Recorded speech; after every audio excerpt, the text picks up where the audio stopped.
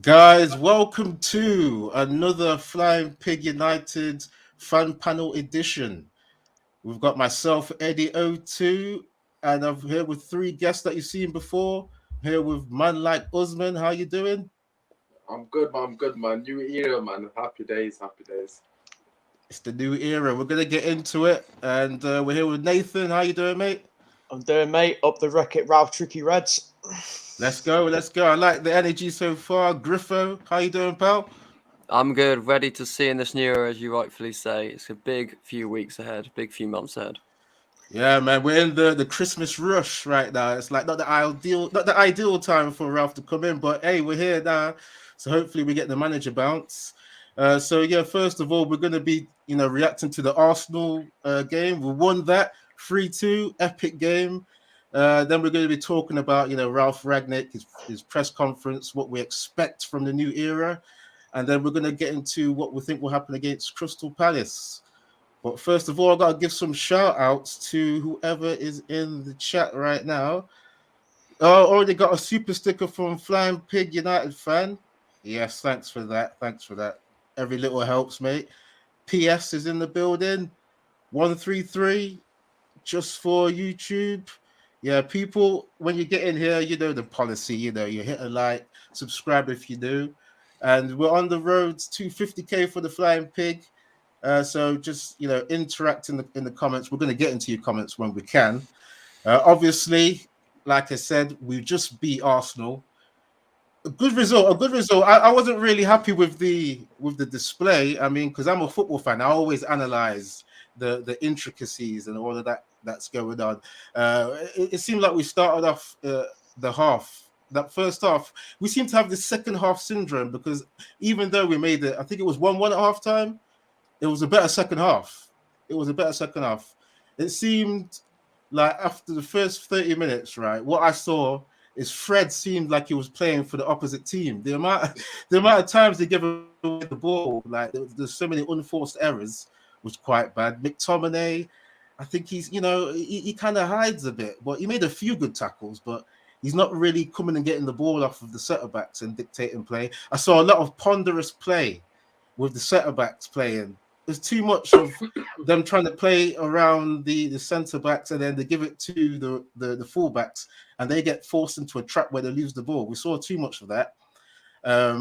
I like the goals though that we scored. The first two that we got was like they seemed like a kind of a formula there that we can build on, where we get the cross to the striker in the box, because we saw Ronaldo get the goal from I think it was Fred. He had a bit of redemption getting that assist.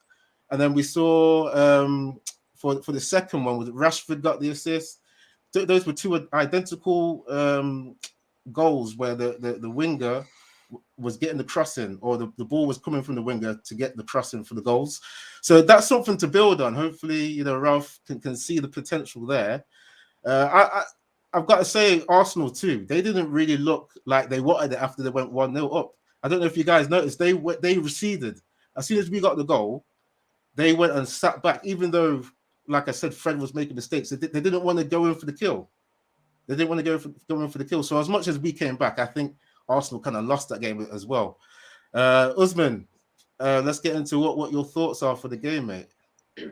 Yeah, no, I mean, first things first, it's just nice to play a really poor team, like just to give us a bit of confidence. At the end of the day, we needed that 3 points on the board, and it was a perfect time to play one of the minnows in the league. So thank you very much. One of the minnows. You're definitely fishing, by the way. You're definitely fishing for bites, but yeah, I'm not even fishing. That's the thing. Like they actually genuinely think that they're a top 4 team, and Lord have mercy. But look, for me personally, from a Man United perspective, as you kind of summed up to an extent, first off, I thought we were well below par. Still got a goal because, like I said, playing against poor opposition. Great goal for Bruno Fernandes on a personal level. He's been under somewhat of the spotlight lately. A lot of criticism at his door from myself and pundits and fans alike. A lot of people have been criticising Bruno Fernandes because he's just not done it in the big games. He still hasn't done it in the big games because, of course, this one isn't. So, he needed that goal. He needed the confidence. And hopefully he can build on that on a personal level. You saw the celebration. You saw the relief. But I kind of want to touch upon Fred, to be honest. You kind of alluded to Fred redeemed himself with his assist. The one thing I liked about Fred in particular in the second half was his third man run into the box, which is something we've not seen a lot of. It directly led to 2 of the goals. The first one being the Bruno Fernandes one, and the third goal, that was because of Fred and Sancho linking up identically, really, in a very similar scenario for both them goals. And that comes from us creating overloads in the box. If you actually go back to that goal and just stop the goal before Fred's made the pass, Man United got 6 players in the box, and I can't actually believe it. So I had to watch it like 3 times to really check. We've got Rashford, we've got Fred, obviously, made the pass, Bruno, Ronaldo, Dalot, and there was one of the player in the box. But things like that we haven't seen a lot of under Ollie's tenure. And again, I don't want to discredit him for what, he's gone now. But I just think little things like that are going to make a huge impact on us going forward. But we need our, so-called double pivot, Fred. One of them needs to be committing because they're going to be joining the attack. And that was the biggest fault in the first half. We were too safe. We weren't taking enough risks. And in the second half, that changed. And we got a bit of joy. But like I said, also a bit poor. So it was easy for us in the end. Yeah, I mean, there's still 2 points ahead of us, I think.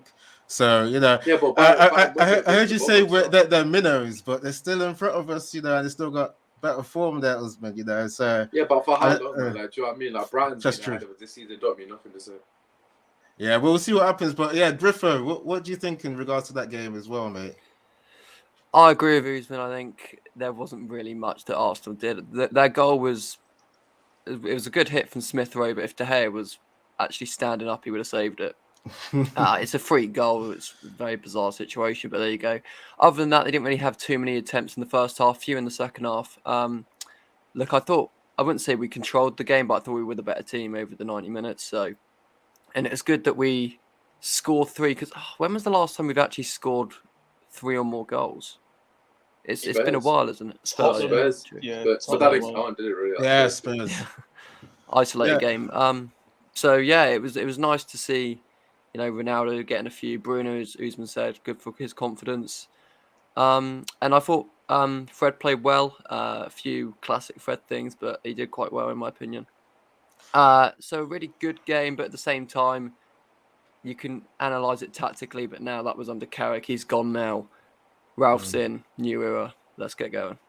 Let's get going. Nathan, what's your thoughts as well, mate? Yeah, pretty much echo what the other 2 lads said. I think it was a game where no team really sort of had dominating spells of play. It was more just who took their chances, who was basically the better of the worst 2 teams in there.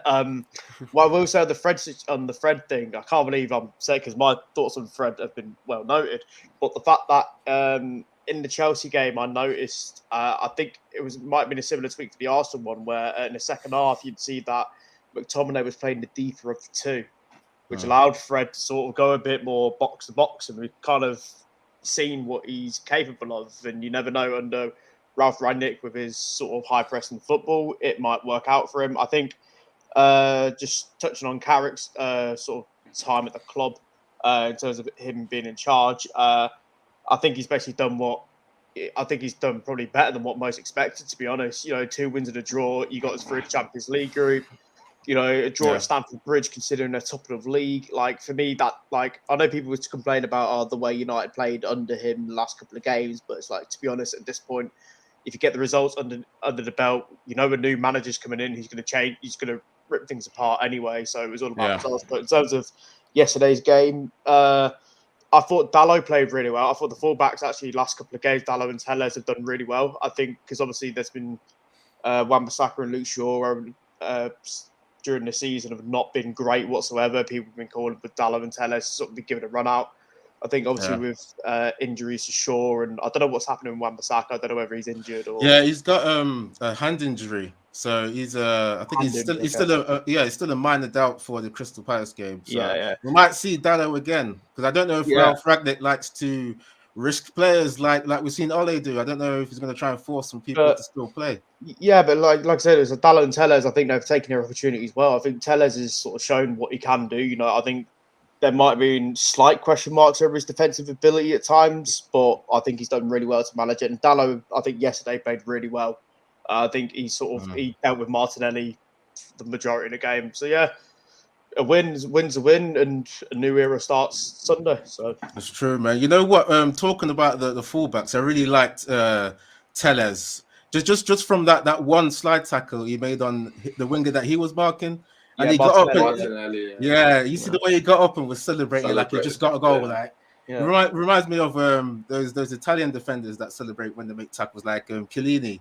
Just just do the high fives, just like celebrating like they got a goal. That's what I want to see, and I'm sure like Ralf will see that potential in what the fullbacks were yeah. doing. One thing as well. I think in the build up to Ronaldo's first, that pass from Dalot to sort of Yeah, split the Oh. defense into it. Rashford.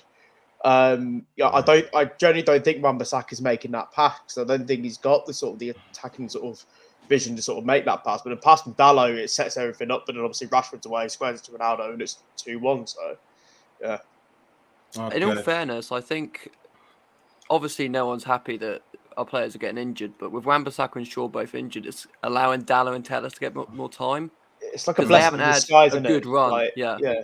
they haven't had a good run in the team. So maybe I don't know how long Wan-Bissaka and Shaw are going to be out for. Probably in a few games. Yeah, Shaw is So actually we'll give them. still struggling with a concussion as well. Mm. So I don't know. Yeah, I think we're going to see Tellez and Dalot again. I think Ralf will see that they've got some momentum going with those good displays, and I reckon we'll see them again. I just got to honor the super sticker Primo, one of the mods.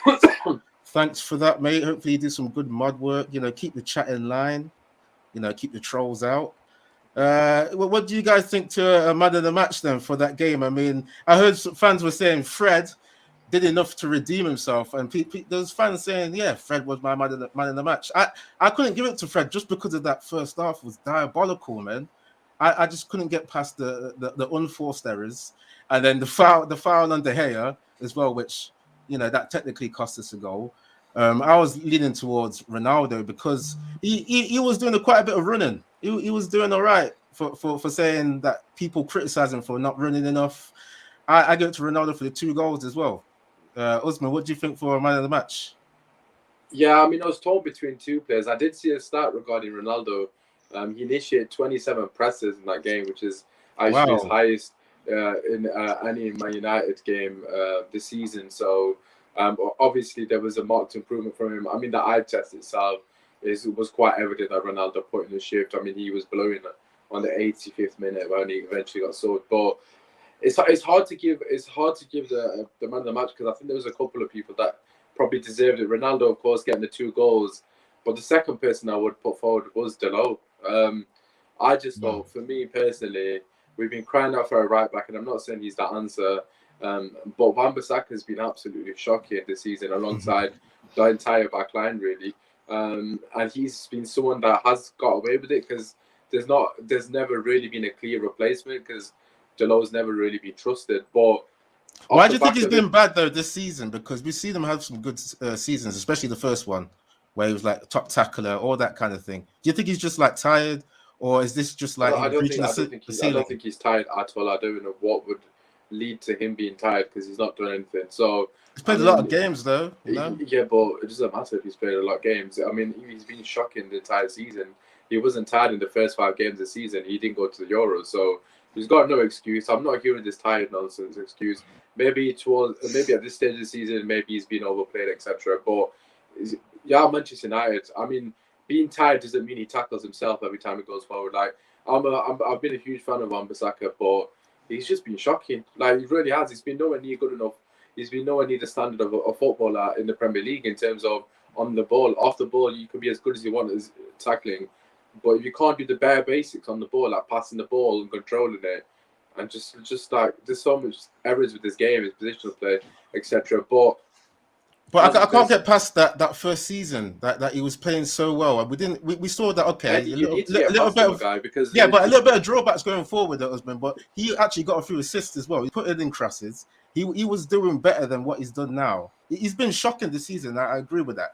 But he's been better before going forward. I can attest for that, for the way I've seen him go forward. And like I said, got a few assists. He wasn't looking like you said, tackling himself sometimes. You're completely missing the point, though. I'll tell you what the problem was.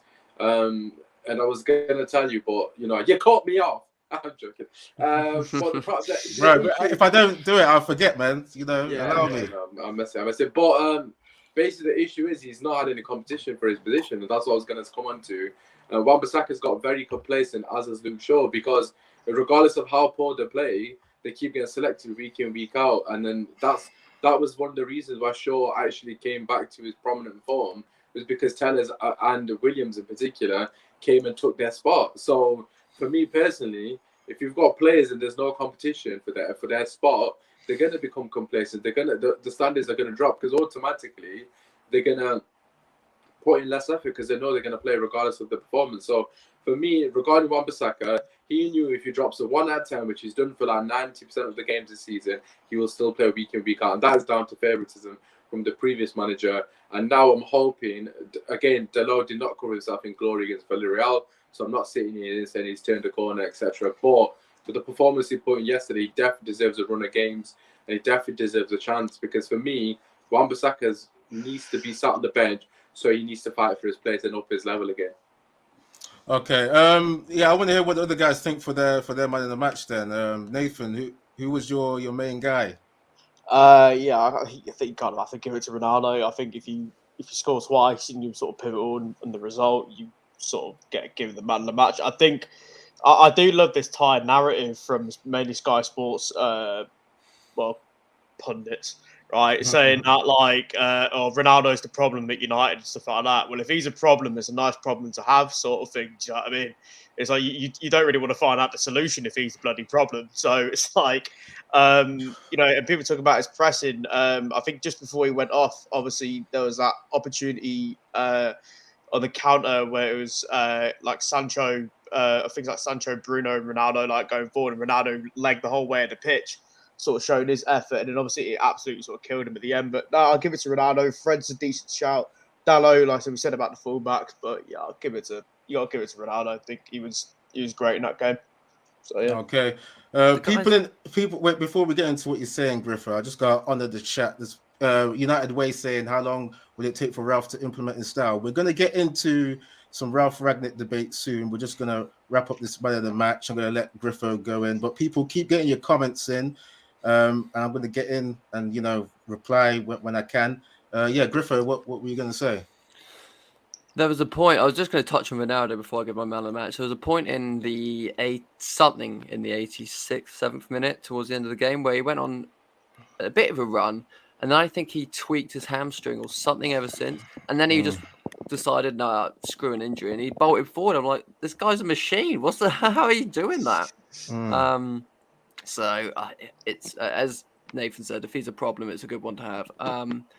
But my man of the match is Fred. Obviously, credit Ronaldo scoring the 2 goals, won us the game. But I think Usman said it earlier. If you take Fred out of the equation, I don't think we don't get the penalty because he burst forward for that. He got the assist for Bruno's goal, very good pass. So he was a big part in that midfield, and I think he's been given stick, and probably fairly enough because of the season he's been sort of out of form. But I think the last few games he's really coming into form, and I'm sure we'll get into which players are going to thrive under Ralf Rangnick later, but I think Fred is going to be one of those players that's just going to go to the moon with Ralf Rangnick in charge. Similar to the likes of, because I always bring up Chelsea when I talk about Ralf Rangnick. When Tuchel came in here, the impact that had on Kante, who obviously was a great player before Tuchel came in, but was on a bit of a bad form. Jorginho, Kovacic were the sort of like 3 main midfielders who were kind of stagnating a little bit, and Tuchel got the best out of every one of them. So I'm hoping a similar impact Rangnick's going to have from Fred personally. And definitely, man. Because people like Tuchel, they've taken inspiration from Ralf Rangnick. So, exactly. Yeah, I mean, this is the godfather of the Gegenpress. There's going to be some, tactical education for these players. People are getting in their man of the match in the chat. I appreciate that. United Way saying Sancho. I don't think we've even mentioned Sancho enough. Man of the match. He did well to create. He was involved in 2 of those goals when he got the cross to Fred, who gave it to Bruno for the first goal, and then when Sancho crossed it for Fred, who got fouled, then it led to a penalty. He was making some good plays on the wing. So yeah, I think Sancho's a good contender for man of the match. Jarvis Cock is saying Ronaldo, obviously, but besides him, I'd give it to Tellez. Fair enough. People say, A Bob, thanks for getting in here. Fred was man of the match. I just can't. After the first half, I think he just It redeemed seems so himself weird being saying an average Fred, guy, Fred really. man of the match, isn't it? It's so weird hearing Yeah. the words Fred and man of the match in the same sentence. Just like, Yeah, he was like what is it? Dr. Jekyll and Mr. Hyde. I mean, one good half, okay, good enough. It's good, man. You redeemed yourself, but if you're going to be man of the match, I think you have to have two good halves for me, just on the technical level of that award. Yeah, who else are people saying? Yeah, people just keep getting your comments in. I've got to honor the super chat. Big God Bob. I remember Saka hurt his hand carrying Maguire. Yeah, man. I mean, I give props to Wan-Bissaka still, man. I mean, I still stick to the fact that, or the idea that he's played a lot of games and maybe he's just off form. But I think in the Ralf Rangnick system, he will get more guidance to know where to pass to people. You know, people will be in more structured areas. So I reckon Wan-Bissaka, because he's got good recovery pace too. So we know Ralf likes the leg, so I reckon he will be given a new lease of life under Ralf. He's a difficult defender to play against. I watched a video on Twitter earlier, and Phil Foden was getting interviewed, and he said Wan-Bissaka is one of the hardest defenders he's ever played against because I don't know why he said it, but I think like recovery pace, as you were saying, and the tackles as well. So there is pros to Wan-Bissaka's game. Yeah. On the ball, I'd say it's hit and miss. I know Usman's very against Wan-Bissaka on the ball. I think some games he's okay. He goes on these little crazy runs. Other games it's sort of off. I think consistency is the main key with Wan-Bissaka. All the tools are there. Wan-Bissaka can dribble. He can dribble. I remember some games where he's just like dribble through the middle and beat a few players. It's the one-off kind of thing. But he showed that he can dribble a little bit. I know Usman's shaking his head, but there's little glimpses of things that he can do. Yeah, which kind of showed that he's a professional footballer, Eddie. Yeah, I know that. But I'm just saying there's glimpses of what he can do. A 50 million pound footballer, right? Know the price, man. You just got to take what the players yeah, do. But you're saying that he can dribble, like he's done some Maradona run, like he's done the bare basic running with the ball at his feet that you learn when you're like 7 years old. Like, let's be real. I'm a huge fan of Wan-Bissaka, and I hope Rangnick can get the best out of him. As Griffo just said, obviously elevate his game like other coaches do with other players. But let's be real. He's been so poor going forward. Look at Reece James, look at Trent, and look at Cancelo, and look at Kyle Walker. That's just in the Premier League itself. But we know Trent can't even defend. Trent can't even defend because in the system, Usman, you see James though. I think Trent's actually better defending than what people make out, though. I think he's not like that bad. But I think with Wan-Bissaka, just add on Usman's points. Sometimes you go like you say about going on runs, stuff like that. Sometimes it's runs without any purpose. Because of the lack of system, like he doesn't really have options to pass to. Yeah, imagine if Trent, was in our lack of system under Ole, he would have been killed like Dalot was killed in a few games. When we saw Dalot play, I reckon Dalot's a bit like Trent, where good at attacking but defense. If he's isolated, he'll get killed. We've seen Trent be killed when he's been isolated last season. Last season, Trent got killed. Remember, people were going past him for fun. This isn't about Trent, right? The point I'm making is... No, I'm making a comparison, though. No, I know, I hear that. But the point I'm making is you've got to be able to do both to be a proper top right back. And for me, he can't be that poor at one. Obviously, he's good at 1v1 defending. For me, he's the best 1v1 defender in the league in terms of as a fullback, without a doubt. When he's on form or whatever he's playing to his ability, I would say he's the best in the league. But you've got to have more to your game, man. He's getting caught up. How many of our goals are caught out because Wan-Bissaka's daydreaming, ball watching, or he's out of position, or he's playing someone on side? Like the whole back line, you can't put a case for any of them this season. The manager can help. The manager can help with positional play. With positional play, he can help. I want people in the chat down. Do you think that Wan-Bissaka is going to be the guy that starts on the Ralf? Is the potential for Wan-Bissaka to be enlightened by a new system, or does Dalot get into this team? So people vote Wan-Bissaka or Dalot.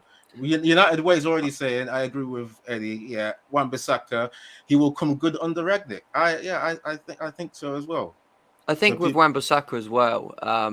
And before Usman says, I know it's professional football. You should be playing with whoever you have, but I think when he's partnered with Varane as his right centre back, and he has probably Sancho at that right wing, that's the consistency I think he best gains this season, even though they haven't been well-beating performances, have been when Varane has been that right centre back.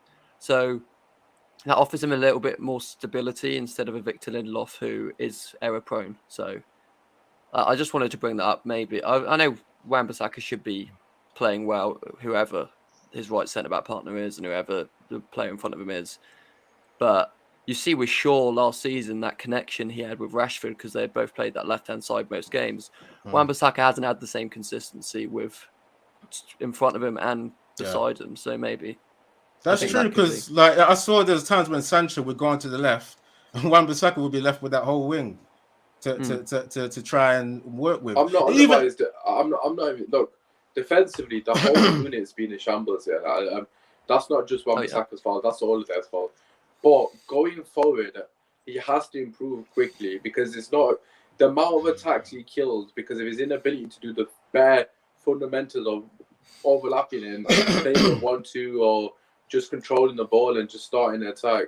I mean, fullbacks are very integral with the modern day of football. That a lot of teams are relying massively on a fullback, and we've got one fullback on our team in Wan-Bissaka that can't do the basics. How you beat a man and cross a ball in, like he very rarely does it. So for me, defensively, I haven't got any qualms with him. I do think he'll improve defensively. That's not my issue.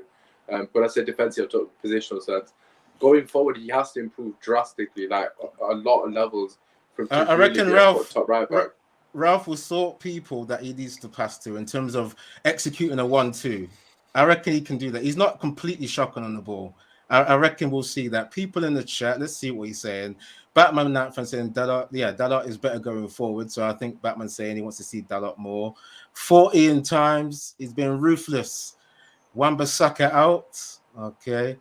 In terms of what Murphy's Law is saying, in terms of defense, Wan-Bissaka a beast. Yeah, we all agreed on that.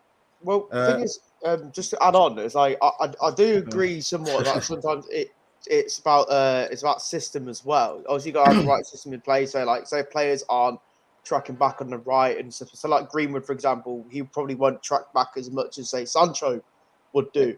However, there are things in game where players as well do have to sort of like take accountability for their lack of positioning. Say for say on the fullbacks like Luke Shaw against City, where he didn't clear the cross that literally went across him into Bernardo Silva, or Wan-Bissaka when he's making like rash challenges against young boys that sort of affect the game and stuff like that. Sometimes players do have to take that sort of accountability and go, right, I need to fix up, regardless of whether a manager goes, no, go in that position, go in that position. Sometimes it is about common sense on the pitch as well, not just like whether the manager's stuck him in that position or not. People are still liking Wan-Bissaka. Murphy's Law, yeah, he votes Wan-Bissaka. Here's a shout. What about Ethan Laird? Brandon Lewis saying Wan-Bissaka. That's what I was going to say. Look at Laird and look at Wan-Bissaka. Look at Lamptey. Forget Trent and everybody else, right? Can we just say Lamptey? Because he's an option for Man United that is very realistic. He's basically, him going forward is what I expect from a right back at Manchester United Football Club. Forget Trent, forget James. They belong to our rivals, right? I think Lamptey is the bare minimum. I mean, obviously, Wan-Bissaka is better than him defensively, of course. There's no denying that. But going forward in the modern day is so integral as a fullback, and he needs to improve. That's what I'm saying. If he improves, I'll be happy for him. But he's got to go up a lot of levels. That's what I'm saying. Yeah, you reinforced it, man. I just think he's a basic footballer, right? And he needs the plan. He needs to know what the plan is going forward, because we've seen under Ole, the plan is to absorb the attack, and then counter-attack, which is pretty much people making runs like Rashford, bombing forward, and there's not real interplay. It's defense to attack in the blink of an eye. So I just I'm reinforcing the fact that the idea that I think if Ralf sorts out some of these 1-2 rotations that should happen, I just think we'll see better from him. But we focused quite a bit on Wan-Bissaka. Yeah, I was about to say. Kate Cadet was in here saying there's bigger problems than right back. Because there is issues of the system, which we're gonna get into. So I reckon it's actually time to. Oh, actually, we've got a super chat here first before I move on. Hey Bob, thanks for the $2. Both will improve. Will be used in different games. Yeah, I heard there's some people saying maybe Dalot against some of the, some of the more mid-table, lower teams where we can attack a bit more, and then Wan-Bissaka for obviously big games where we need to defend a bit more. There could be a good rotation going between Dalot and Wan-Bissaka, guys. I don't know what you guys think about that, though. Usman, do you think a good rotation, or are you just dropping Wan-Bissaka then? No, look. I think you need to use the squad, and you need to use every player in different scenarios that will best fit them. Of course, Park Ji-sung is always the best example of this scenario. Without Fergie, used to utilize him in bigger games because of his ability going back and going defensively. So it's just situational, depending on the game. Against Norwich, I personally would rather have Dalot. It is what it is, man. And I just want there to be competition in every spot in the team, so everyone elevates the game, really. Guys in the chat, can you please keep hitting the likes? I think Avenger Mast said 136 likes. That was about 10 minutes ago. But thanks for the like update. Please keep liking and subscribing. It helps Flying Pigs platform grow and increase. So moving on then. Ralf Rangnick is here. It is the time of a new era. It's the time for another cultural reset. We should have had it under Ole, but we saw that it was mainly doing the passion merchant thing, in my opinion. It's not disrespect. That's what I saw. We saw Ole say, it's no focus on intricacies of positional play or things like that. It's who wants it more. It's who can get on the end of a cross. But with Ralf Rangnick, I saw in that press conference earlier, I was really captivated by what he was talking about. I've seen other videos before where he's done coaching conferences talking about the gegenpress, talking about pressing high, talking about how much time you need to spend on set pieces, things like this. So one of the first things he was saying is the people in the media were asking him what his view was on the Arsenal game, and he thought that we didn't have enough control of the game. And I've been saying this before, we didn't have enough control of certain games, and we've seen under Ole, what was his slogan? It was fine margin football, right? Ralf is saying he didn't like what we were doing against Arsenal. We didn't have enough of control of the game, and we had the ball too close to our goal. He said he likes to have domination of the ball further away from our goal. So I think we're going to see a high press, which I want to see. I want to see us, keep the opposition closer to their goal. So we're working on breaking down the opposition and we're attacking a bit more. In terms of what he was saying as well, he's saying that we need to be more proactive as well. He's saying that the halves that we had, like the first half display was not good enough. Second half display was a bit better. Ralf said we need to have more emphasis on controlling both halves. That's what I want to see, guys. What do you think to that then? I mean, obviously, I don't think you guys were happy with the way we were playing under Ole. Do you guys like the wording of that and the fact that we need to control games? I mean, we are a big team. Usman, what do you think? I was gonna let Nathan take it first, but Nathan, you take it first because I took the Wan-Bissaka off for about 10 minutes straight. So I was hoping Griffo would take it first. So Griffo, if you want to, anyone that wants to go. I was just letting them know that's what I'll speak. So I'll go on, Griffo. Anyone? He's a very well-spoken man, and that is very exciting for Manchester United because he's so knowledgeable. And when you see Klopp clearly worried that United have signed Rangnick, when Tuchel is also a bit not skeptical, but a bit worried that United have Rangnick as well. It's good, I don't think when we had Solskjaer in charge, any like Guardiola, Klopp, or Tuchel, any of the top managers thought, okay, they've got Solskjaer in charge. This is serious. But I think with Rangnick, there is that feeling from the other clubs, which is only a good thing. Obviously, we wait until see the results on the pitch. That's the main thing. But in terms of like what he's saying at the moment, I think he said all the right things, and I just can't wait for the new era to start Sunday. I think it's such a genius appointment, and I'm so surprised. I'm still surprised United have actually gone and done it, and the 2-year consultancy role as well at the end. I'm very excited. I'm speechless. I'm honestly speechless because I've not felt like this for some time with United. Hiring a manager that is clearly very good at what he does. I just hope we see them results on the pitch. Yeah. I mean, he's not got much time to implement what he wants to implement for Sunday. He said in the press conference too, we've not got enough time to actually train.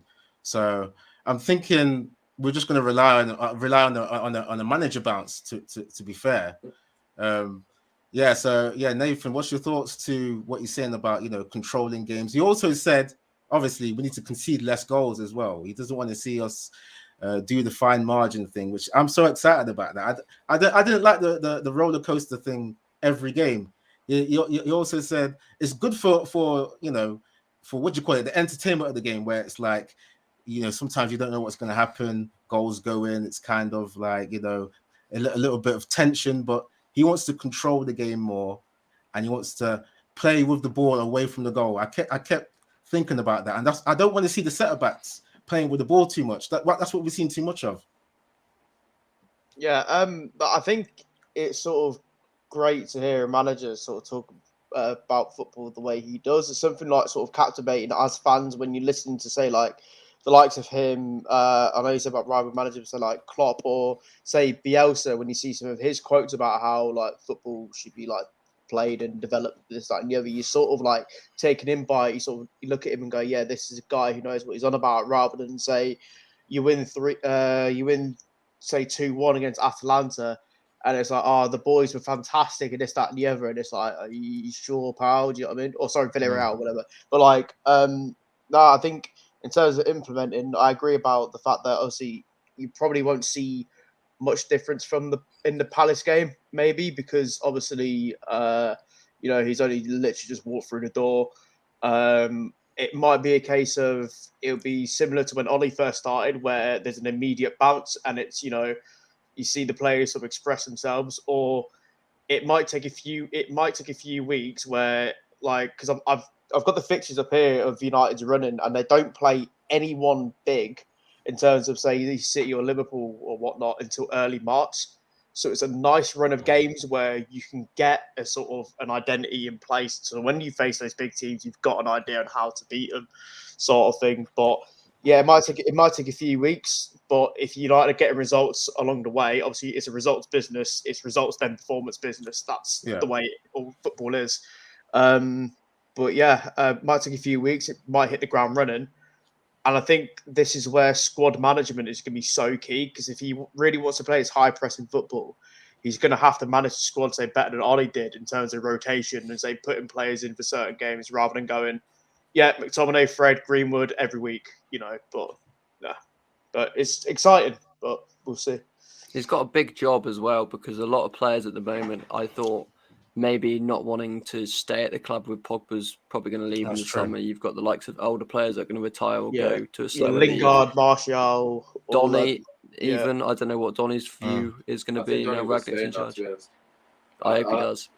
I think he's going to get minutes. I mean, just to come back to what you said in terms of control, it's quite evident. McTominay and Fred do not provide us with control. Pogba's not fully fit at the moment. Donny van de Beek, and I've said it on numerous occasions, is the perfect player for a Rangnick system to sit in that double pivot and just pull the strings like he did in the second half against Watford. As you just mentioned there, Nathan, we haven't really got an opposition. I think our hardest game in the next 15 is West Ham, if I'm not mistaken. And Leeds away as well in February. That's a rival game.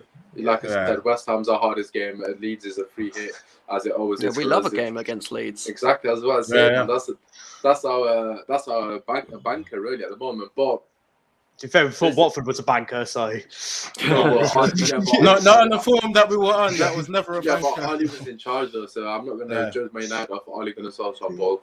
For me personally, it was just refreshing to hear a manager come into Man United and talk tactics and talk about how we're going to dictate and impose ourselves on the opposition, rather than how we're going to stop the opposition affecting us, or how we need to focus on the opposition strength, block, etc., etc. That's the one thing that I noticed a lot. He was very proactive, very positive in the way he spoke, and he spoke very highly of the attacking players in particular. Of course, we know he's notoriously known for his gegenpress. He's going to set us up in a way that we haven't seen Man United be set up post-Fergie, basically, in a very, precedent waned in the sense that we're going to really go for it against the lesser teams, as Manchester United should do. So for me personally, the Crystal Palace game, I just want us to get through that, because some of the games after that are very easy on paper. Like the Young Boys game is a complete free hit, isn't it? Because we're through and we're top. Yeah. So that would be a brilliant game for them to experiment. But it's exciting. As Griffo said, this is the happiest I've been as a Man United fan post Fergie. I know rival fans will say, "Oh, you guys are crazy. You guys are deluded." We've heard this all before, but this time, for me personally, it's definitely different, because we've got a football person at the helm, someone that actually wants to play football and win games the right way. So, and look, at the end of the day, we don't really care what rivals say, man. You know, we're going to get top 4. Hopefully, we do well in the cup competition as well. We'll see where we are come the end of the season. Yeah, I think in regards to that, because I was even hearing the Arsenal fans were throwing like shade on Rangnick, saying, "What's he won? What's he won?" I think because we're in such a phase of the Man United legacy right now, is that we can't even really play football that well. I think we need to go back to those basics of actually knowing how to play in a system, because the environment of the league is systematic play. It can't be just go out there and run and passion, all of these things that I was disagreeing with. Obviously, passion's got to be there, but it's got to be balanced with, you know, a proper plan. So going forward, I think, you know, we're gonna have to be patient. We're gonna have to be patient. Someone was saying in here, yeah, Jarvis Cocker was saying that, yeah, Ragnar is just human and can only do so much in the remainings of the season. Don't expect him to perform miracles, but it's crucial we get top 4. We reset in the summer and go from there. That's what I'm thinking, because like Usman was saying, it's about, you know, Ralf is a good developer of the football, right? He's after the 6-month phase that he's going to do with steadying the ship, he's going to go upstairs. He's going to go to the boardroom, hopefully, and he's going to be trying to get in the right personnel, trying to make good recommendations for signings, things like this. I think we just need, we really need to get these fundamentals put in place again. And then, obviously, if you have a great formula of football, like Klopp has had at Liverpool, like Pep with Man City, it's only logical that the wins will start coming and then the trophies will start coming. I think we have to realize where we are, guys. We have to realize we're actually at the bottom of this peak, and we've got to do the right fundamental things to get back to the top, instead of like a possible quick fix. I would love a quick fix, but I don't think it's going to be that easy. Smash it like people. What I would say is it's gonna be interesting to see. I'm more interested to see what happens when he actually goes upstairs in a consultancy rather than the managerial aspect of things, because it's like, you've seen the list of players he's brought through certain clubs, also with the Red Bull company and like Hoffenheim and this, that, and the other, and Schalke. You know, you might see United sort of start going for those sort of unknown talents that are only worth about like 4 or 5 million. It's like, you see, like, it's a similar sort of thing started last summer, where United went for the likes of like Palestri, you know, Ahmed Diallo, those sort of young talents that could be something. So it might be interesting to see whether Rangnick will sort of deliver a similar sort of transfer philosophy to what he does, what he did at other clubs. I think that's it. You know what made me a bit worried, guys, is because we've all talked about the possibility of the fact we've talked about the possibility that the consultancy role will be that Ralf will be making these decisions in regards to transfers, getting the people in that need to make the right decisions in terms of a football vision. But what I heard in the press conference, right, is Ralf was saying he's talked to Joel Glazer, who's like, he's the main guy, isn't it, who, you know, really gives... He's the owner, isn't he? So, yeah, he's the main guy that, the owner. So he's the one that has the final say on things. He was saying that they've only discussed the 6-month contract of the interim phase. He was asked about, okay, one of the media guys said, are you going to be doing things with the academy with your consultancy? Are you going to be doing other things in terms of getting the personnel that know about football? And he said they've only talked about the interim phase. So I don't know. I'm hoping if Joel will give him that power to make the footballing decisions. I mean, if he doesn't give him the power, he will look like he's done it already. Our previous, I can't remember which club it was. I don't want to think about that right now. Imagine that we just get the interim phase. No, but let's just focus on the positives. Yeah. as Nathan just alluded to, like, you know, Man United have notoriously overpaid for so many players in the last couple of seasons. It's about time we start finding those gems, and this is what he's done fantastically well at previous clubs that he's worked at. And I'm excited to see what gems he'll find from the German league. There's a lot of talent in the German league that massively gets overlooked because we have this sort of superiority complex. That's the one. Thank you very much. Yeah, so we have that complex that we think our leagues are best. There's not talent in these other leagues, but of course that's not the case. You've got to broaden your horizons to an extent. That's what he's definitely going to do, and hopefully we get a couple of those 10 million, 5 million players that come in and really make a difference. That's all we need, really. We just need a proper DM and maybe a couple of fullbacks, and I think we're good to go, to be honest. Yeah, I mean, that brings me on to my next point that I heard in the press conference too. He was asked that would it be possible to get some signings in the winter transfer window, and Ralf was saying it's not the best for sustainable transfers, but he didn't. With that being said, he didn't rule out that no transfers will come in. So maybe we see some loan signings. Maybe he's got some contacts who we can, speak to, and we get someone for half a season.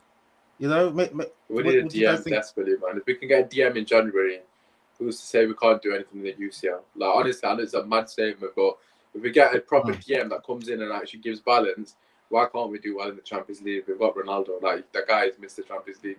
So for me personally, the January window, we need to utilize that properly, man. I really do believe that, like you said, a loan signing or even a permanent signing. But yeah, we need to be smart, and that's what it's going to bring.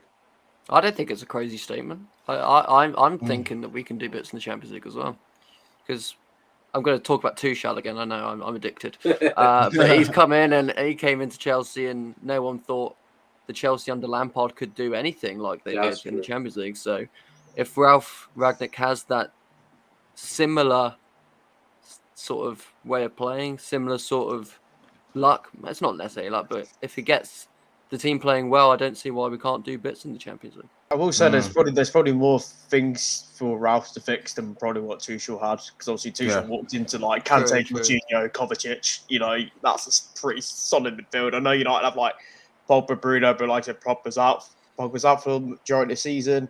No, Pogba's back soon. Is he back soon? He's back in January. Yeah. Okay. He only done his hamstring. But might be in his calf actually. Done his quad. Sorry. As you talk about like DM and stuff like that, I think the immediate links were United were apparently rumours for that Haidara at Leipzig. Yeah. I don't think Haidara's a DM though. Am I wrong? Like, I feel like he's not. I think it might be one of them that since the new managers come in, you get linked to the players. It's like Timo Werner was the next one linked, and I was like, no, that's not happening. So that would be a potential for the summer then, because I don't know if he can be loaned in for that next window. Who, Werner or Haidara? I'd rather sign Falcao back. Because like I said, Ralf was saying, there's no sustainable signings we can get in, so indicates he's not going to really be spending like money. So it's going to be it'll probably be loan signings, Like I said about transfer thing, it'd be interesting to see if, because I think during the summer the touted main target for United at DM was Declan Rice, weren't it? Because that was the one that Ollie wanted. It'd be interesting to see if he goes a different route. You say Usman said about the German league, you got the likes of say Zakaria, whose contract expires next summer. I mean, he could be a good cheaper alternative. It's just interesting to see whether the club's plans under Solskjaer in terms of transfers are now just going to be ripped up, and United are going to go in a different way. Yeah. Not spend as much would be great for the Glazers as well, because they'll probably think, saving money, get to take more dividends out and this, that, and the other. But then you actually sign the hidden gems that alternatively could be better value for money. Yeah, I just want to come back to your point, Nathan, where you were talking about Tuchel coming in, where obviously it's harder for Ralf because Tuchel actually had a footballing structure to kind of get, incorporate himself into. We're basically relying on Ralf to reset the culture. It's a massive job. Well, Chelsea's culture just win. They don't. If you look at it realistically, Chelsea's culture is just win trophies. That each manager they've had that sort of come in, they've not stuck to a philosophy. Say Chelsea have notoriously had, because let's face it, Chelsea. If you talk about United have the Fergie way, or say, so like West Ham claim they have the West Ham way, although no one knows what the West Ham way is. So, you know what I mean? It's like, it's one of them where Chelsea's philosophy is literally, right, which manager can win us trophies? Okay, if you don't win us a trophy, you're out. It doesn't matter what style of play they implement, but carry on. Yeah, I mean that works for them. So I don't know if we are going to be looking to do that kind of thing. In terms of the what do you call it? The size of the job that Ralph's got to do. He can't do it alone. He was asked if he could get some of his assistants in, and it's the fact that Brexit is that kind of stops people from coming over as easily to come and help Ralph, because Ralph was saying, Brexit's stopping some of those guys coming. He's looking to get one or two or three assistants in, but he's saying because of the awkwardness with getting work permits, he may not be able to get them in. So I don't know if Ralph can do this by himself. We heard that Kornetka was one of his lieutenants when he was working at a previous club, but he's gonna, I think it was Lokomotiv Moscow, but he's staying there now to take over what Ralph was doing. So I don't think it's a one-man. It's obviously not a one-man job. I'm hoping Ralph can get in some assistants to help him. You need people that are like-minded to come in and help you.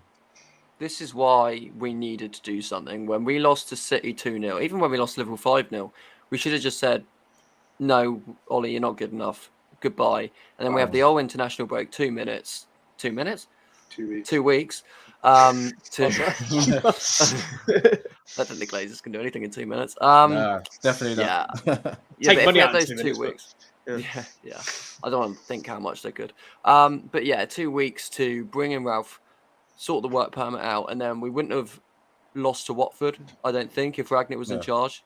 And then he's set to go for Villarreal, Chelsea and Arsenal. And then this good run, as Nathan alluded to earlier. So it as much as the decision itself was very good, than bringing Rangnick in for 6 months and then him going to a consultancy role upstairs, the timing is still very questionable in my opinion. Okay, guys, 171 likes. Keep hitting that like. Free content. What can you say? You got to hit the like, man.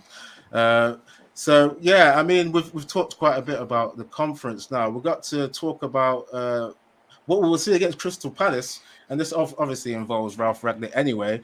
So I'll talk about the injuries first. Pogba's out, as we've said. I think Big God Bob was saying he may be out to February actually. So I'm fairly sure it's done, but I might not. Saying I heard Pogba was out to February. Yeah, I don't know, but I mean, if we look at the Crystal Palace game, Varane's still out as well.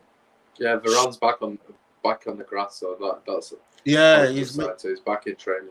He's making some progress. Yeah. Shaw is still a doubt with a concussion, as I've said before. Cavani's in contention though, but he's got a tendon issue. Yeah, still got a tendon issue though, so I don't know if he'll be risked. So might not see him.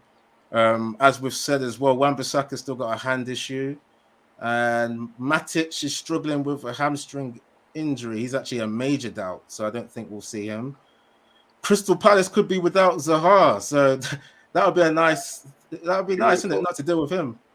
He plays left wing, isn't it? So yeah. I reckon we could definitely go with Dalot then, because if he doesn't have to worry about Zaha.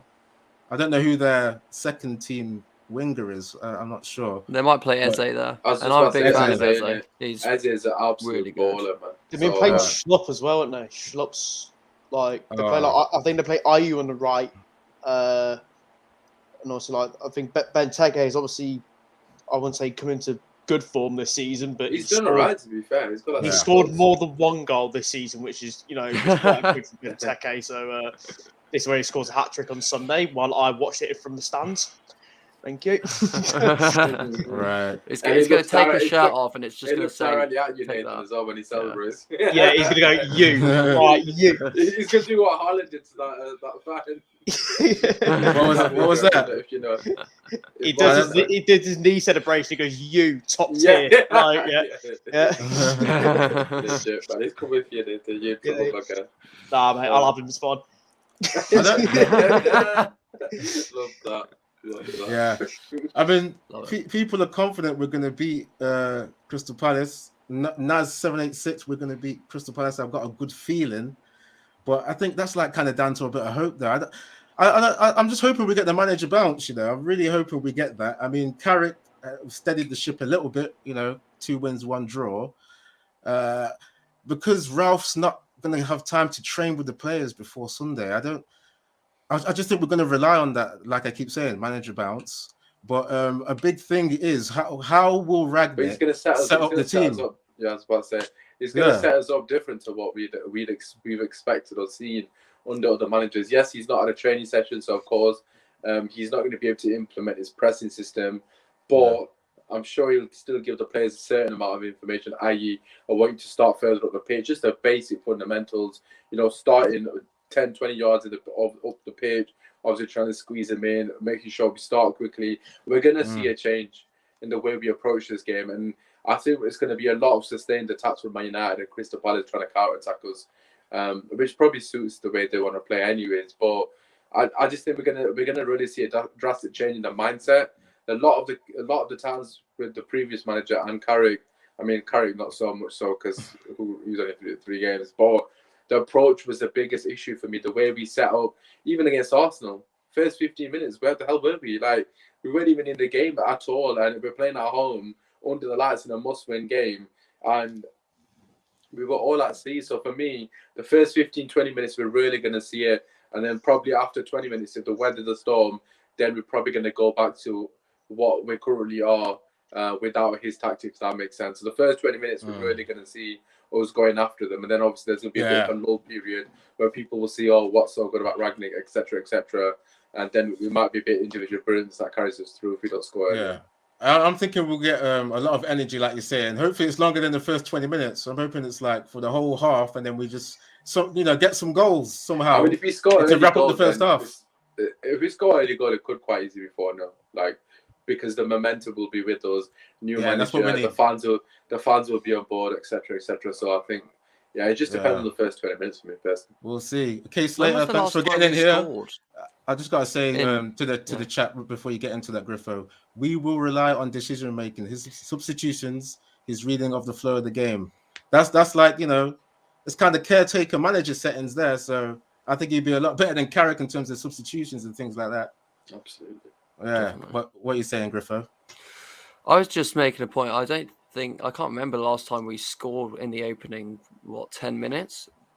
There might be one that I'm missing, but we don't start games well under Solskjaer and Carrick, as Usman was saying. So I think hopefully that we can sort of eradicate that and start games on the front foot and get, as Usman said, I think early goal, we can quite easily win that game 3-4-0. We have to respect Palace, though. They are a good team. I think Palace as well. The last 2 seasons, they've actually come to Old Trafford and got a win. So, I was about to say, they've got a good record against us. IU, for whatever reason, turns into a good play against us every season. So was it last season with the Solskjaer? Was it Van der Beek's debut? Weren't it? Where 3-1 lost. 3-1, and then the year before it was like Van Aanholt near post 90th minute or whatnot. Last week the game, wasn't it? Yeah. You see, that's what makes me a little bit worried, because they're more technically better on the ball now. I mean, we were losing to them when they were pretty much just defend and kind of counter attack, but they like the ball now. They have people like Gallagher. Gallagher's got a lot of he does well on the ball. He's classic. Quite a few goals and assists. As well, to be fair. He was their best player, and he's looking like one of their best players at Crystal Palace as well now. By the way.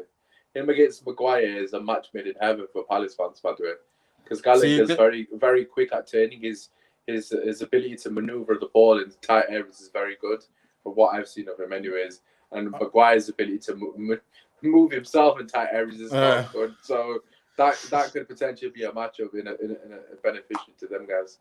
Okay, also, I think saying that, I was going to say that. I think saying that, we've got to get into what teams will think he will play, because I'm thinking Bailly will come in. I don't think Maguire starts. I think my language, boys. Come on, let's go. I think because he's going to be there for 2 years and 6 months. He can make these big decisions. He can really impact the team and say, okay, I like Bailly, because if he wants to play a high press, Maguire, he's not a high press guy. He's a low block defender. So let's talk about what formation we'll see. Avenger Mass was thinking 4-2-2-2. Is he coming and do that straight away? That is the question. That'd be very interesting. I'm not sure. I mean, he's played the likes of a 4-3-3 as well, and he's also been able to do a 4-2-3-1. So maybe Usman, maybe he doesn't upset the formation. But I would like to just see a drastic change, to be honest, man. I would like. Are we doing the prediction lineups now? Like, I would hope he flips the script in it. To be quite frank with you, but if you're interested, this could be very. I was going to say one more thing before you get into it. Yeah, I think we should actually acknowledge that Ralf said because of the players available to him, he's going to try and adapt his system to the players rather than. Yeah, he said that about Ronaldo as well, didn't he? About how good managers and whatnot, they sort of find systems to adapt to the play. Because obviously, there's talks. Not everyone, like the pundits are on about, Ronaldo doesn't press enough, and it's like, great, how many goals he scored this season? That is the actual main reason why you signed. 12 goals, man. Imagine. Yeah. Although he's 36 and past it. According to not bad, is it, Nathan? It's not bad. Not a bad return from the old fogey. You know what I mean? So Ralf rates him. He was saying he admires the physical form that he's still in at that age. So but he spoke highly of Marcel and Greenwood as well, which was very. I sorry to interrupt you. I just think that was very telling as well, because obviously he was giving praise to all the attackers. So it gives me the impression they're all going to get a chance. Like, he will actually rotate the front line, which is something we've not seen enough personally. Didn't give any praise to the defenders. I sort of. I mean, saying that, I think because he's able to adapt his philosophy to players available, I reckon he will think a bit. What do you call it? Conservative and not try and change the formation. I reckon he will stick with a 4-2-3-1 in this game. And so we played that in the last game. I think he stays with those fullbacks who had a promising game in that last game. So we'll see Dalot there, because I don't think Ralf risks Wan-Bissaka when he's got that hand injury. We see Dalot right back, De Gea in goal. We'll see Lindelof in there. He had a few good games. This is more out of hope. I think. Oh no! I got to speak on realness though. Yeah, I think Bailly comes in. Right? Maguire dropped, and then we see Telles in the holding midfield, because we've seen Fred has glimpses of doing a good high press. Fred's in there. McTominay, I don't know if he goes with McFred though, but Matic is injured. I reckon we see Van der Beek come in, because I keep going back to hope rather than thinking what he's going to do. But surely Ralf is more technical. He would want a more technical pivot. So yeah, I'm going to go with it. Van der Beek and Fred in the double pivot. Bruno still at the 10, but Ralf will get in his ear and try and make him come and help the pivot sometimes. Try and come deeper and help the midfield. On the right, yeah, got to be Sancho. Definitely, he had a few good couple of games. On the left, Rashford still, because he's full of running, and Ronaldo up front. Yeah, that's the team. But then I've thrown up who's going to be captain if Maguire's dropped. I reckon, because we've seen Ralf admire Ronaldo, we could see Ronaldo get that captaincy. I'm going to put my opinion on the line, guys. Ronaldo, new captain. So yeah, Usman, what are you think? Yeah, people in the chat get in what you think is going to happen as well. Whether you think the captain's going to change, what kind of formation you think is going to happen. Usman, what do you think, man? Yeah, I was just intrigued to hear you just constantly change your mind as you were doing it. It's like you were debating with yourself. I was, man. Right. Okay. First things first. De Gea and net at the fullback stay the same because they're the only ones available. I personally think Dalot, regardless if Wan-Bissaka is fit enough, I think Dalot warrants another game off the back of his performance. That's just me. I don't see him dropping Maguire. I think that would be a massive call. Don't get me wrong, I won't be opposed to it, but Benteke and Maguire does seem that as a matchup it makes sense. However, Lindelof in the air is absolutely woeful. So I personally would take Lindelof out and bring Bailly in. Bailly's better in the air. He's just his pace, recovery pace helps Maguire. And obviously, Maguire's aerial presence against Benteke will be important, I think. Moving to the middle of the park, for me personally, Fred, Donny, and Bruno. I mean, he emphasized the word control a lot. I just don't see how you have control with McFred, especially if he doesn't have a training session where he can potentially mold McTominay into a player that actually passes the ball forward for once in his life. So I would like to think Donny comes back in, so I'm going to go for that midfield three. On the right, Sancho, Starboy, he's starting to improve week in, week out. Ronaldo up top, and then Anthony Martial left wing for me personally. Remind me of your formation. Did you say 4-2-3-1 or 4-3-3? Yeah, I'm just going to stick with your formation because I think it probably makes sense. He hasn't potentially 4-3-3, but yeah, 4-2-3-1. It should be all right. Before I get into what the rest of the lads are saying, Naz saying, I hope he doesn't play 4-2-3-1. Yeah, but you gotta just bear in mind that Bayern Munich play 4-2-3-1 as well. So it's not and it really looks the good formation. as well. But it's not the formation that's the issue. It's the way we approach and utilize the formation. For example, when we play 4-2-3-1, the double pivot, i.e. Fred, they don't have a license to join the attack. Fred in the second half had a license to join the attack.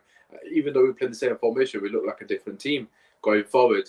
And that's the same. If we play 4-2-3-1 under Rangnick, it's going to be more attacking anyways. It's not going to be like, oh, you two have to sit, to join the attack. It's going to be someone similar to how Pogba plays in a 4-2-3-1 when we're losing and then he has to join the attack.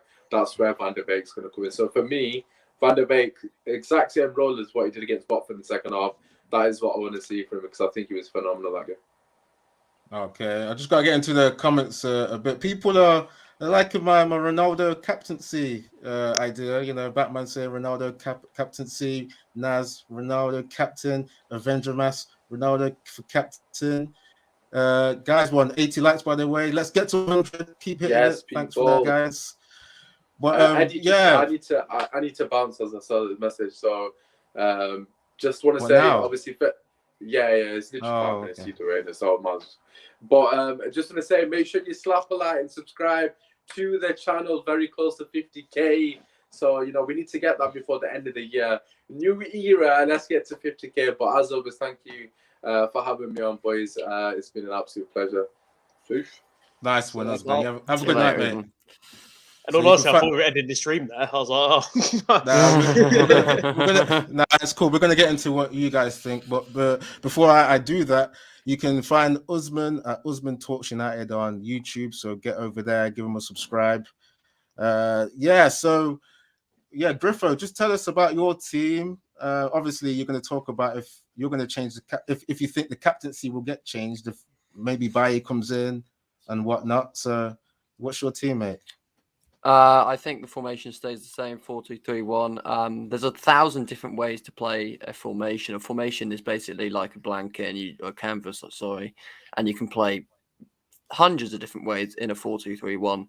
Just because the 4-2-3-1 wasn't as good under Solskjaer doesn't mean it's not going to be a great formation work under Rangnick. So that's that. De Gea in goal, standard, having a great season. It's probably a good thing Usman's left because I'm going to go Wan-Bissaka if he's fit at right back. I think him up against if they play Eze there or even if Zaha is fit, because I think he's a doubt. I think Wan-Bissaka would, even though he's a bit out of form, I think he would do well against either Zaha or Eze. And that's probably going to be the biggest threat for Palace. Them and Gallagher in the middle. So hopefully, if Wan-Bissaka's fit, but if he's not, Dalot, don't rush Wan-Bissaka back. It is a hand injury. It's not the biggest injury. Yeah. So fingers crossed, Wan-Bissaka is back. Centre-back partnership, I'm going to go...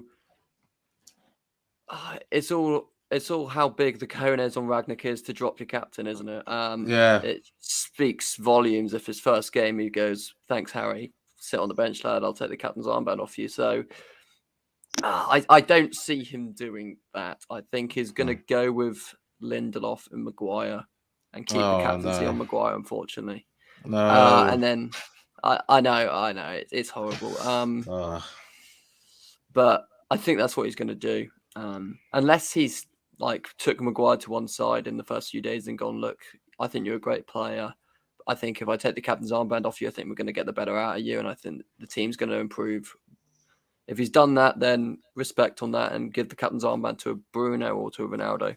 I would love that, man. Yeah, man. Just take him aside, have a friendly conversation. Yeah. I like that, man. Hopefully that happens. Yeah, I think Maguire would take on the chin as well. Tellez on the left. Shaw's concussed, no other options there. The two in midfield, I agree with everyone. Fred and Donny makes sense. McTominay has been very hit and miss. I think he's a good bench player to have. So I think him on the bench would be suitable. Matic injured, of course. So Fred and Donny seem to be the only ones. Bruno, can't drop Bruno. He's going to be It's going to be even better than he is currently under Rangnick, in my opinion. Just his pressing ability and his sort of like tenacious attitude of just running about. I think that's going to go well with Rangnick. Right wing Sancho coming into his own finally. I'm happy for him. Ronaldo up front. I think I did see a little thing on Twitter saying Ronaldo has a very slight knock, so I don't know what his status is. He did come off in that late on against Arsenal, didn't he? And rushed down the tunnel. In the injury news, it doesn't show that he's struggling with anything, but I know what you're saying. People were seeing that he was struggling a little bit near the end of that game, so I don't know. He might get rested, but no, I'd like. He to is see 36 years old as well, so even though he's a machine, I don't. It's worth just maybe. Nah, play Ronaldo. Yeah, go on. And I love Rashford. I'm sure everyone does, but he is very out of form in my opinion. Because he's come back from his surgery and he's had his better games have come off the bench. He's sort of that impact player at the moment. Yeah, that's true. And I know Ragnick's a big fan, so I can see him playing Martial. I honestly can see him playing Martial. That's what Usman said as well. I can just see him for the first game putting Martial in there, having Rashford to come off the bench when against a tiring Palace back line. So that's my front three. I think Martial, Ronaldo, and Sancho, and then Bruno as the attacking output just behind them. Okay, interesting, man. Before I get to Nathan's opinion, just got to honor the chat as well, see what they're saying. Chin Bro God Brown, what a name, eh? Thanks for getting in here. He says 4-3-3. He wants to see Bruno as the captain. I'm not sure, man. I don't think he has enough discipline for that. Johnny, I think he's saying the same thing as well. Bruno gets captaincy for me. I also think Maguire and Bruno do not get along, but I might be way off the mark. Yeah, I think there's three real captain choices bar Maguire. I think De Gea is probably third for me because he is vocal, but I'm not the biggest fan of putting the captain's armband on a keeper. I don't think he's vocal enough, man. There's sometimes where people in the defense, they don't get a shout for things like when crosses come in and then maybe there's no danger. I see defenders still panic and the goalkeeper should be speaking to defenders. I don't think he's vocal enough on the pitch from what I've seen. Yeah. I think he would be an okay captain. That's why I put him third. And then I think you got the Brunos and the Ronaldos. I get the little sort of reluctancy to put the captain's armband on Ronaldo because he's only going to be here for another season and a half, and you want to put the captain's armband maybe on somebody who's going to be here longer, hopefully Bruno. But Ronaldo is just a natural born leader, so it would be silly not to put the captain's armband. But if Rangnick decides to take the armband off Maguire. Yeah. Avenger Mass thinking 4-2-2-2. Yeah, I can't really see the change up in formation. I don't think he upsets what we've got going now. I think he does what he does what he implied in that press conference. He's going to adapt to the players for now, I think, until he can really get into properly training them to do a new system. I think, in my opinion. Nathan. I'm just reading the comments now. I don't know what Goat Naldo is saying. I think we should play 1-1-1-1-2-1-3. Does that even add up to 10? Wait, quick maths. 1 + 1. Yeah, it does. 4, 6, 10. That's just a mad formation there. But we've got a proper manager coming in. We're going to see a good system, guys. But Nathan, what do you think then? You've had quite a bit of time to think for your team, man. So what's Ralf going to do? De Gea and net. I think you're talking about cojones dropping the captain. I think some real cojones would be putting Eric Bailly as captain and see the madness unfold because that'd be quite hilarious. Oh my god! That would be cojones. Do that against the game that just matter. go right. Full on, if you want to do full on rock and roll football, Eric Bailly's captain. Just let him do his magic. But no, I'm joking. Get Phil Jones in. No, let's rock and roll football, not the drugs aspect. But anyway, you go. I think you go Dalot and Dalot from the previous game. I think, like I said, away from say Ronaldo, Fred. Those two were probably two standout performers, and Dalot and Tellez. I think you go buy Maguire because I think Rangnick, although he's known as a person sort of shake things up, I don't think he immediately sort of makes things potentially awkward or sort of dissatisfactory between him and Maguire. I think he will take a couple of weeks, a few weeks or so to assess things, get to know his players. So that's why I think he'll have buying Maguire in, because I think it was Usman who related to it earlier that I think if you put Lindelof against Benteke, it's going to be a bit of a mismatch. Big mismatch, yeah. Because although Baye's quicker, I think Baye's a lot more physical than Lindelof, so he's got that physical and the pace aspect as well. So if he deals with balls in behind with the likes of Zaha and potentially covering the inside runs of Conor Gallagher, etc., etc. In terms of the midfield, I'm going for like 4-3-3. I'll have Fred, Donny, and Bruno, but I'll have Fred as this sort of more deeper role, and I'll have Van der Beek on the right side of the three, Bruno on the left, because I think that'll work. Because I think there were times during the I think it was the Villarreal game where not Villarreal. Who was it? No, sorry, it was like Atalanta where Sancho and Van der Beek were sort of combining quite well for those last 5-10 minutes they were on the pitch for. And obviously they made a couple of chances between the two. Then the front three, I'll go Sancho, Rashford. Although it wouldn't surprise me if he features Lingard instead of Rashford. Actually, wow, Lingard the start, really?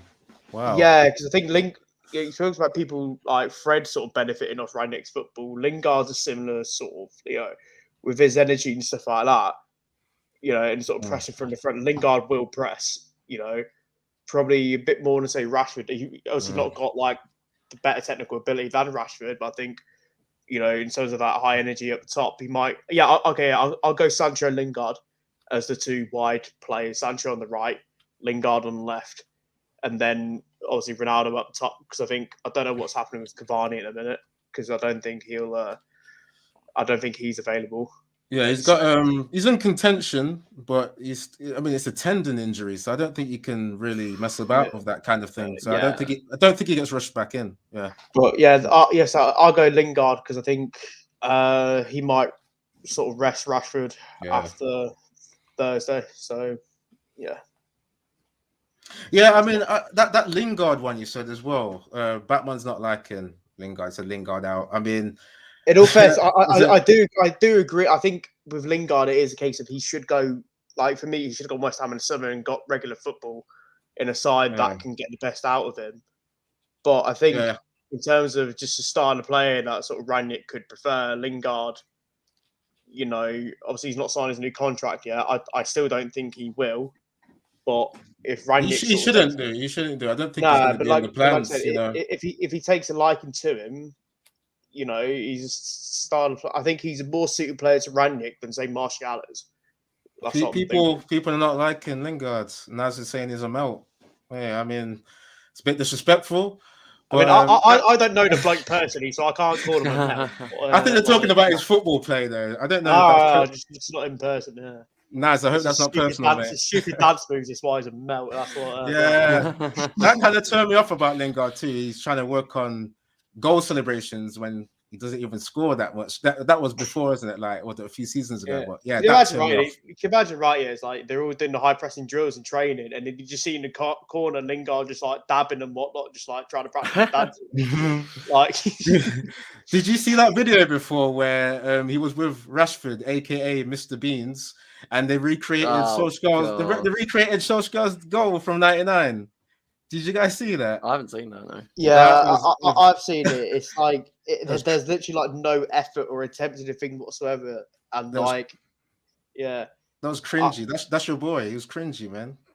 My boy, Your boy. I put him in one lineup, and I'm apparently number one. I'll take the posters down in a minute if you want. You're saying he's starting, so it sounds like your boy right now, man. Yeah, but I also said Fred's starting, and we all know he ain't my boy either. So you know what I mean. So, but yeah. I mean, Dizzy Red Devil was saying Lingard has things to atone for. Yeah, I mean, I agree on certain parts of what Nathan's saying, you know. Oh, Naz is saying, yeah, it's not personal on Lingard. Good, that's good to hear. We just got to rate the players on, you know, their football ability. We're happy fans don't have like personal sort of anger towards towards players. That's always a good sign of a well-balanced fan base. Yeah, but Nathan, in regards to you saying the high pressing, because he's got those legs in him. He's good at running, and with the with the instruction, he would be able to do a high press. I'm just worried about the technical ability as well in terms of getting the ball to Ronaldo as well. I'm not sure, but then having Rashford on the bench to come on, I think we discussed that Rashford is a good impact sub. It could be a good thing to have in regards to that kind of thing. Okay, guys, we're coming near the end. Yeah, so we've got to get our score predictions in. We're on 86 likes, guys. Let's get to 100 before we wrap up. Thanks to everyone in the chat for getting your comments in. Sorry I couldn't get to everyone, but you know, we've got a lot of people on the fan debate, and we just, you know, we get into quite a bit of deep stuff. So yeah, people getting your score predictions. I'll start off then. So I'm thinking we just get that manager bounce, as I keep saying, man. I think it's going to be like what Usman was saying, high energy he said for the first 20 minutes. I'm hoping it's for a full half and we wrap it up in the first half. I reckon a 3-1. I reckon a 3-1. We might let in the goal still, especially if Maguire starts. I'm going a 3-1. Griffo, what are you thinking, mate? I'm going to predict Nathan to win the inevitable halftime dance-off he's going to have with Jesse Lingard for the halftime entertainment. Mate, he may as well not bother showing up. Let's be honest, mate. What's a few Jaegers in me? Done. You know what I mean? So you can beat the dab. What music you got? The electric slide. I can't show on here, but if you donate some super chats, you know, and sort of get me going, 50k special 24-hour dance challenge for Nathan. Wow. More like 24 minutes. Bloody hell. 24 hours. So what, super chat and then Nathan dances on air? No. I thought I heard you say that. No. Griffo said 24-hour live stream apparently. So someone get that organised. In terms of the actual prediction, I'm going to go with a conservative 2-0. I don't think we're going to get the best Rangnick football first game in. I do see a clean sheet coming. I think he's going to tighten up the defence for the short time he's got. And I'm just going to go 2-0. 2-0. Yeah. Nice. People are confident in the chat. Primo saying 4-1 battering. Come on, United. I would love to see that. Batman Night fan as well. 3-0. Yeah, there's some confident scores. Avenger Mass 4-2. Yeah, I want to see some goals too, you know. I'm liking these predictions. I hope we get it. Naz saying 4-1 United. A-Bub is agreeing with my prediction. 3-1. Vujinator, good to see you, man. 2-1 United. He's going for some fine margin footy. Hopefully not. Hopefully we see more of a margin. Dizzy Red Devil confident as well for a clean sheet 3-0. Nathan, what is your prediction, mate? Well, since I'm going to the game, and the last game I went to, we had Liverpool fans shouting Ollie's at the wheel. Dear. Oh, wow. Yeah. So hopefully, fingers crossed. But I don't know, because we were saying earlier, we probably won't see that much change within 2 days from the team that faced Arsenal in terms of how they set up and this, that, and the other. I think if you manage the game well, it could be. I think I'm going to go 3-1 because I think with the defensive frailties United do have, they are suspect to a goal. And Palace, to be fair to them, they all, the last couple of seasons, they have got themselves up for that game, you know, because United haven't beaten Palace at Old Trafford. I can't remember since when, but the last 2 seasons they haven't. So yeah, I'm going to go 3-1, Nice. but I'm not 100% confident, even though United have a new manager. I think we get the manager bounce. People in the chat are thinking that too, man. There's some confident scores in there. Ted Zavala was saying, yeah, sup, homies, good to see you, mate. 3-0 to United, That's man. such a great introduction. Sup, homies. Like that. And I don't know if Primo was asking something in regard to Nathan's dance. Does it involve nipple tassels? Is that? I don't know if that's towards Nathan for his dance. I'm not sure. I mean, I hope so, unless there's a conversation in the chat about nipple tassels that we're not unaware of. Yeah, it might be out of context there. I might have highlighted it wrongly. Nipple tassels. 100k subs. Then the nipple tassels. Should we just end it on that? 100k subs and the nipple tassels come out. End of stream, done. Like, you know what I mean? At 50k, how about 50k? 50k. We're close to that. Yeah, cool. And a few super chats here over there. Clip it. Someone save it. OHB is asking me about my posters. Is Muhammad Ali your favorite fighter?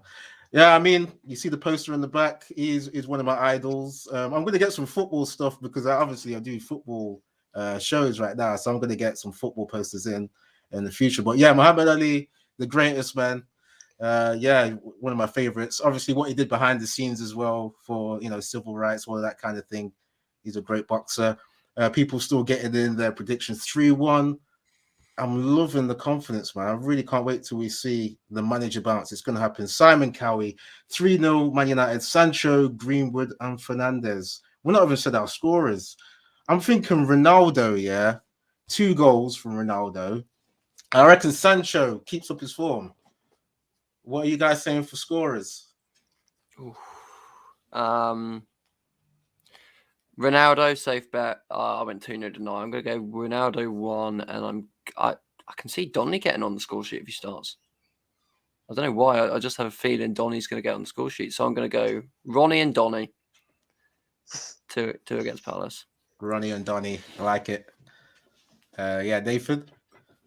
I think it is a standard thing just to go for Ronaldo because it's Ronaldo sort of thing. So I'm going to say Ronaldo just to be obvious. And Sancho. I'll go Ronaldo and Sancho as the scorers. A 3-1 win. Nice. Oh, I was going to go for Ronaldo hat-trick, but I'm not sure. I'm not sure about it. Nas saying that. A Bob saying Sancho. Fred. When's the last time that Fred scored? Obviously, CR7 surely get one, but Fred though, I'm not sure. Even Jarvis Cock is saying Fred and Tellez based on form. Wow, I don't see because Fred, I think he's had like there's an amazing stat where I think it's like his last 50 shots or something he's not scored from, something like that, or 30 shots. I just can't see him. I can't see him doing anything. But yeah, guys, we're actually near the end now. So Pigo is going to be coming on. That's the Flying Pig, the originator of the channel, is going to be coming on, as you know, with some FIFA later. Might have some news in between. So stay tuned. Keep your notifications on. I think around 11 o'clock is when Flying Pig does his FIFA. So yeah, tune in for that. Pigo's at the wheel, as usual. Obviously, like and subscribe if you've not done that. I think we're on, I forgot how many likes we're on. Well, we're on 86. Guys, I hope we're on 100. Guys, someone in the chat, give me the likes update, please. So, obviously, like I said, subscribe to Flying Pig United. Get into the description. All the links are in there to interact with Flying Pig on the social platforms, such as Instagram and Twitter. And, yeah, before we go, Griffo Chaz, where can people find you, mate? At Charlie Griffo 1 on Twitter, and they got Delay Kickoff on YouTube as well. Cool. And Nathan? Obviously, Best Jono on Twitter as my handles there. Other than that, I'm obviously preparing for my dance stream, so I'll post updates about that. People are going to keep coming in with that now. We've set a theme for you now, mate. You're going to be doing some kind of dancing on one of the future streams, man. Get ready. That's all right. My dignity's plummeted so far down the depths. It's like, go even further. Let's do this. Okay, as for myself, I've got a channel called Eddie's Football Waffle. Yeah, check that out on YouTube. I got like a few comedic videos that I do. 191 likes, guys. Not quite 100 yet, but appreciating everyone that's been getting the likes in. 9 more, come on. 9 more, come on. Let's hit a like spike. Let's get it going, guys. But yeah, thanks to everyone in the chat, man. You guys have helped the content with good questions and just getting involved. Great, thanks for that, Naz. Everyone in the chat, yeah, Big God Bob, Jake Paul, the GOAT. That's a bit random. Maybe he was having a bit of a conversation about that in the chat. But big up to Big God Bob for getting in here. Yeah, shout out to Mia 2020, the Don't. I was saying, don't read that comment. What that Maya 2020 spot. Yeah. Okay, I'll just carry on the shout out. Shadow Gaming, thanks for getting in here. OHB. Who else has been in here? Simon Cowie, Batman Night fan gets in here a lot. Bob, thanks for your interaction. Dan, Kingsley, Chigoso, Primo, yeah, everyone in here. Jarvis Cocker, obviously. Yeah, all you guys. Joshua Bing now. Guys, stay tuned for Pigo, who's going to come back on with some FIFA. You got a fan here. Is that your burner account from Jamie? Jamie? Is that your burner account? Yeah. Are you getting I in the may or chat, may eh? not who this person is. I've never heard of this person ever. Wink, wink. Yeah. Yeah, cheers, Batman. Everyone, we're going to have to wrap it up there. But yeah, like I said, stay tuned for Pigo. He's going to be on later with some FIFA. And yeah, well, it's got to be Ralf Rangnick at the wheel, man. We got to get it going for Sunday. I hope we see the manager bounce. But everyone, take care and see you later. See ya. See you later, guys.